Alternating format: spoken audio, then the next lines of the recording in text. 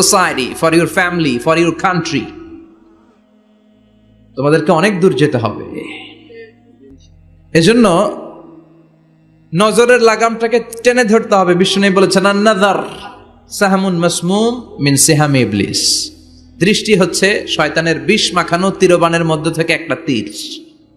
এই তীর দিয়ে শয়তান যুবক আর যুবতী মেয়েদেরকে কাবু করে ফেলে। ঠিক কিনা? চিল্লায় বলেন ঠিক কিনা? এজন্য নজরটাকে হেফাজত করতে হবে। Zee Bangla, Star Jalsha, Kiranmala, Hindi cinema, naked film, blue film, এগুলোর সাথে কোনো মুসলমান যুবকের সম্পর্ক থাকতে পারে না। আমাদের দেশের ছোট্ট ছেলে মেয়েরা মসজিদে গেলে আমরা তাড়িয়ে দেই না? তুরস্কে একটা প্রজেক্ট নিয়েছে, যে ছোট্ট ছেলে মেয়েরা 40 দিন লাগাতার 40 দিন ফজরের সালাত জামাতে পড়বে। মসজিদ কর্তৃপক্ষ তাদের প্রত্যেককে একটা করে সাইকেল দিবে। এখন পোলাপানগো ভিড়ে মুরব্বীরা প্রথম কাতারে জায়গাই পায় না।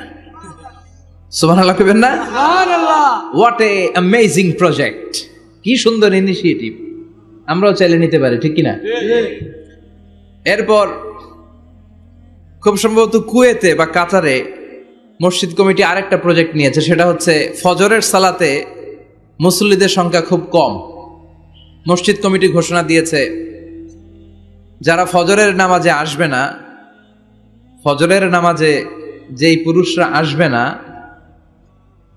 অর্থাৎ তাদের স্ত্রীরা তাদেরকে ফজরের সময় ডেকে দেয় না, এজন্য মসজিদের ফান্ডিং এ, মসজিদের টাকা দিয়ে ওই পুরুষগুলোকে দ্বিতীয় বিবাহের ব্যবস্থা করে দেয়া হবে। কথা বুঝতে পারছেন? খরচ মোহরানা সব মসজিদ কমিটির। সেকেন্ড ম্যারেজ প্রজেক্ট, দ্বিতীয় বিবাহ প্রকল্প। এই ঘোষণা দেওয়ার পর থেকে এরপরের দিন মসজিদ প্যাকআপ। সারা রাত কোনো মহিলা ঘুমাই না। আল্লাহু আকবার পড়েন। তো এই ইনিশিয়েটিভ গুলো কিন্তু আমাদের নেওয়া দরকার। পরিবর্তন হতে শুরু করেছে। এখন digital Bangladesh. Now we are launching the satellite. So Bangladesh এখন অনেক এগিয়ে গিয়েছে। এখন তথ্য প্রযুক্তির যুগ। কোনটা সহি কোনটা দঈফ একটা ক্লিকে আমরা পেয়ে যাই। ঠিক কিনা? আমরা যারা বক্তা, আমরাও কথা বলে সার পাই না। ধরে হুজুর রেফারেন্স কি বলেন, আছে না নাই? তার মানে গণসচেতনতা শুরু হয়েছে। এজন্য আমাদেরকে এই প্রজেক্ট নিতে হবে। এই যে মাহফিল এটা হয়েছে, এটা কি কোনো এক ব্যক্তির ফান্ডিং এ হয়েছে? কথা বলেন।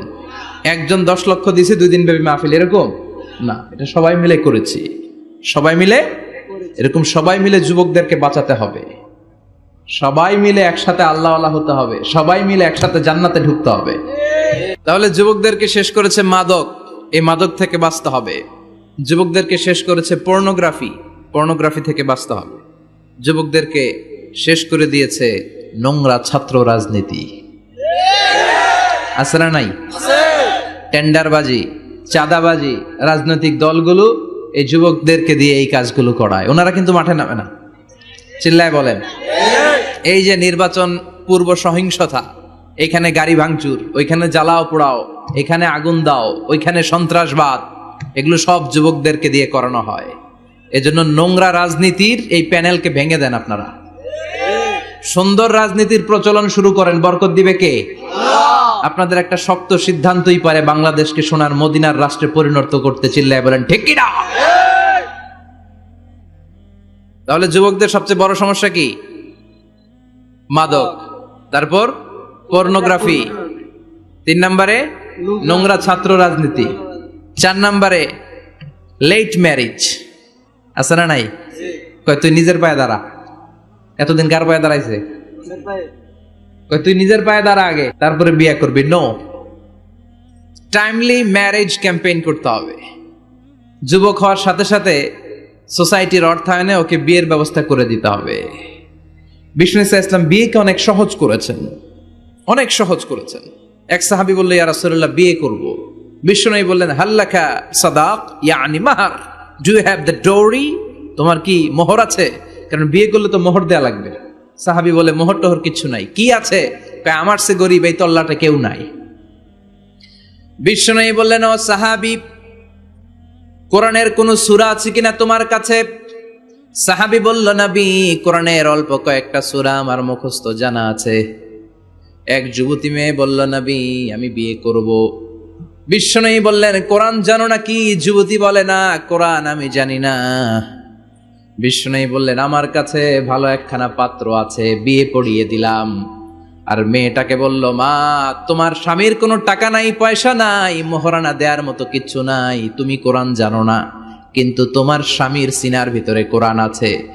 তোমার কোরআন জানা নাই, প্রতি রাতে তোমার স্বামী তোমাকে কোরআন শিখায়া দিবে, সূরাগুলো মুখস্থ করায়া দিবে। তোমাকে যে তোমার স্বামী কোরআন শিখায়া দিবে, এটাই হলো রে মা তোর বিয়ের মোহর। স্বামী তোমার টিচার, সে তোমাকে কোরআন শিখায় দিবে, এটা তোমার বিয়ের মোহর। সহজ হয়ে গেল না? কথা বলেন। সবচেয়ে বরকতময় বিয়ে ওই বিয়ে যেই বিয়েতে খরচ কম। শুনতেছেন? হ্যাঁ, আমলের নিয়তে শুনেন। চেঞ্জ লাগবে, পরিবর্তন আনতে হবে আমাদের। ওই বিয়েটা সবচেয়ে বরকতের বিয়ে যেই বিয়েতে মোহরানা কম, যেই বিয়েতে খরচ কম, যেই বিয়ের ভেতরে ধুমধাম কম। ওই বিয়েটারে বরকত দিয়ে পরিপূর্ণ করে দেয় কে? ফাতিমা রাদিয়াল্লাহু তাআলা আনহার সাথে সাইয়েদনা আলীর বিয়ে হলো। ফাতিমাকে যে বিষ্ণুই বললেন, আলী আমার কাছে এসে তোমার কথা বলেছে, তুমি কি রাজি? ফাতিমা কোনো কথা বলে না। আবার জিজ্ঞেস করা হলো, কথা বলে না। ফাসাকাতাত, চুপচাপ। তিনবার বিশ্বনবী জিজ্ঞেস করলেন, তিনবারই চুপচাপ। আসুকুতু নিসফুর রিদা, মেয়েদের চুপ থাকা সম্মতির অর্ধেক। জোরে কোন ঠিক কিনা? কি লজ্জাবতী নারী, কিছু বলেই না, তার মানে বাবা যেটা ডিসাইড করবে ওইটাই। ফাতেমার সাথে সাইয়েদনা আলীর বিয়ে হয়ে গেল। সামান্য কিছু কাপড় পেয়েছেন, সামান্য কিছু দিরহাম পেয়েছেন, সামান্য কিছু মোহরানার বিনিময়ে বিশ্বনবীর কন্যা সাইয়্যিদাতু নিসাই আহলিল জান্নাহ, সব নারীদের সর্দারিনী, যে ফাতেমা জান্নাতের দরজার ভেতরে ধাক্কা না দিলে কোনো নারী জান্নাতে প্রবেশ করতে পারবে না। সামান্য কিছু মোহরানার বিনিময়ে বিয়ে হয়ে গিয়েছে। কোন সুবহানাল্লাহ। এজন্য বিয়েটারে সহজ করার দরকার আছে না নাই? রাজি আছেন তো? বিয়েটাকে সহজ করতে হবে। এরপরে আরেকটা সমস্যা হচ্ছে বিবাহ বহির্ভূত সম্পর্ক। এটা যুবকদের মধ্যে এখন মহামারী আকার ধারণ করেছে। এখন গার্লফ্রেন্ড বয়ফ্রেন্ড আছে না নাই? সংক্ষেপে এগুলোর কি কয়? জিএফ। জিএফ আর বিএফ। গার্লফ্রেন্ড আছে কার কার দেখি? হ্যাঁ, ওই যে একটা হাত তুলছে, ওরে নোবেল প্রাইজ দেওয়া দরকার। যুবক ভাইয়েরা, এগুলো থেকে বেঁচে থাকতে হবে। তোমাদের এই উচ্ছ্বাস, তোমাদের এই শক্তি ইসলামের পক্ষে কাজে লাগাতে হবে। তাহলেই ওয়াশাবুন নাশা ফি ইবাদাতিল্লাহ, যেই 7 শ্রেণীর যুবক কিয়ামতের দিন আল্লাহর আরশের নিচে ছায়া পাবে, ওই যুবকদের অন্তর্ভুক্ত হওয়া যাবে। চিল্লায় বলেন ঠিক কিনা? আল্লাহ আমাদের যুবক ভাইদেরকে তুমি হেফাজত করো। তাহলে মৃত্যু আসার আগে বিশ্বনবী বললেন, জীবন কাজে লাগাও। বার্ধক্য আসার আগে যৌবনকে কাজে লাগাও। অসুস্থ হওয়ার আগে সুস্থতাকে কাজে লাগাও। সুবহানাল্লাহ পড়েন। সুবহানাল্লাহ। এরপরে বিষ্ণু বললেন, দারিদ্রতার কষাঘাত আসার আগে ধনাঢ্যতাকে কাজে লাগাও। 5 নম্বরে সব শেষে বিশ্বনবী বললেন, ব্যস্ত হয়ে যাওয়ার আগে অবসরকে কাজে লাগাও। এগুলোকে কাজে লাগাতে রাজি আছেন? সবাই রাজি আছেন তো? ইনশাআল্লাহ। রাজি আছেন সবাই? ইনশাআল্লাহ। আল্লাহ তুমি তৌফিক দাও। চিল্লায় পড়েন আমিন। আমিন। আর জোরে পড়েন আমিন। আমিন। খেয়াল রাখবেন, নবীদের সাথে যারা বিরোধিতা করেছে তারা সন্ত্রাস, আর নবীরা ছিল মুজাহিদ। চিল্লায় বলেন ঠিক কিনা? তার মানে বিশ্বনবী ছিলেন মুজাহিদ। এবার সন্ত্রাসীটার নাম বলেন। আবু জাহেল। মুসা আলাইহিস সালাম ছিলেন মুজাহিদ, তাহলে সন্ত্রাসটার নাম বলেন। ইব্রাহিম আলাইহিস সালাম ছিলেন মুজাহিদ, তাহলে সন্ত্রাসটার নাম বলেন। তার মানে হকের পক্ষে যারা তারা সবাই মুজাহিদ, আমরাও মুজাহিদ। চিল্লায় বলেন ঠিক কিনা? কল্যাণের কথা যারা বলে তারা মুজাহিদ, অন্যায়ের দিকে যারা ডাকে তারা সন্ত্রাস। কোটা বিরোধী আন্দোলন যেই যুবক ছেলেগুলো করেছে ওরা মুজাহিদ, ওদের বিরোধিতা যারা করেছে ওরা সন্ত্রাস। নিরাপদ সড়ক চাই আন্দোলন যে ছেলেগুলো করেছে এক একটা মুজাহিদের বাচ্চা, ওদের বিরোধিতা যারা করেছে এক একটা কুখ্যাত সন্ত্রাস।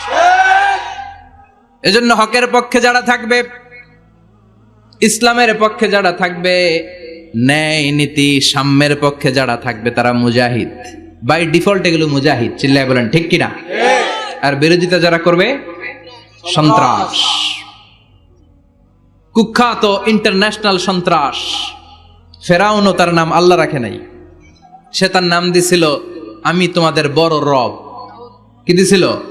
فحشر فنادى فقال انا ربكم الاعلى। বিশাল একটা গ্যাদারিং করে সবার সামনে কয় আমি বড় খোদা। আমি কি? আমি বড় খোদা, রব্বুকুমুল আ'লা, তোগো বড় রব, কিন্তু আমি আল্লাহ। এটা কইছে? কথা বলেন। বিষ্ণু ঈসা ইসলাম মসজিদে নববীতে সালাত আদায় করছেন। তিনি নামাজ শুরু করলেন, আল্লাহু আকবার। রুকু থেকে উঠে পড়লেন সামি আল্লাহু লিমান হামিদা। পেছন থেকে সাহাবারা পড়ল রব্বানা ওয়ালাকাল হামদ। এক সাহাবী অতিরিক্ত বাড়িয়ে পড়ল হামদান কাসীরান তাইয়িবান মুবারাকান ফিহি। চারটা শব্দ অতিরিক্ত পড়ল। কয়টা? এই সাহাবী ছাড়া আর কেউ এই চারটা শব্দ অতিরিক্ত পড়ে নাই। নামাজ শেষে বিষ্ণু ঈসা ইসলাম বললেন, কে অতিরিক্ত চারটা তাসবিহ বানিয়ে বানিয়ে পড়েছো যেটা আমি শিখাই নাই? আমি শুধু শিখিয়েছি রব্বানা ওয়ালাকাল হামদ, ও আল্লাহ প্রশংসা আপনার জন্য, প্রেজেস ফর ইউ, আপনার জন্য প্রশংসা, ও মাই লর্ড, এতটুকু শিখিয়েছি। ওয়ালাকাল হামদ, কিন্তু এরপরে অতিরিক্ত বললা কেন? হামদান কাসীরান তাইয়িবান মুবারাকান ফি। কে পড়েছো? দাঁড়াও। কেউ দাঁড়ায় না। বিশ্বনবী অভয় দিলেন, আমি কিচ্ছু বলবো না, দাঁড়াও। বিশ্বনবী যখন অভয় দিলেন, অভয় পেয়ে এক সাহাবী হাত তুলে দাঁড়ালেন, বললেন ইয়া রাসূলুল্লাহ আমি পড়েছি, আমারে মাফ করে দেন। বিশ্বনবী বললেন, কেন বললা? আমি তো শিখাই নাই। পেয়েছো কোথায়? সাহাবী বলল, ইয়া রাসূলুল্লাহ রব্বানা ওয়ালাকাল হামদ মানে O my lord, all praises to you, O আল্লাহ সব প্রশংসা আপনার। তো আল্লাহর প্রশংসা যখন আমি করতে শুরু করি, অল্প করলে আমার পোষায় না, এজন্য আমি বাড়িয়ে বাড়িয়ে করি, বেশি বেশি করি। এটা আমার নিজ থেকে আমি বানিয়েছি। আমি বানিয়ে বানিয়ে পড়েছি হামদান কাসীরান তাইয়িবান মুবারাকান ফিহি। আমাকে মাফ করে দেন। বিষ্ণু বললেন, কোনো সমস্যা নাই, ভয় পেও না, চিন্তা করো না। তোমরা তো দেখোনি, আমি দেখেছি। সালাত অবস্থায় আমি দেখতে পেয়েছি তোমার এই অতিরিক্ত চারটা যে তাসবিহ, এটার সওয়াবটা বিদউয়া সালাসুনা মালাইকা, 30 জনেরও বেশি ফেরেশতা কে কার আগে আল্লাহর আরশে এই সওয়াবটা পৌঁছে দিবে এ নিয়ে আল্লাহর আকাশের মধ্যে তারা প্রতিযোগিতা করছিল। এজন্য আল্লাহর প্রশংসার দরকার আছে না নাই? ওয়া ইন তাউদ্দু নি'মাতাল্লাহি লা তুহসুহা। আল্লাহর নেয়ামতগুলো যদি গুনতে শুরু করে দাও, গুনে শেষ করা যাবে না।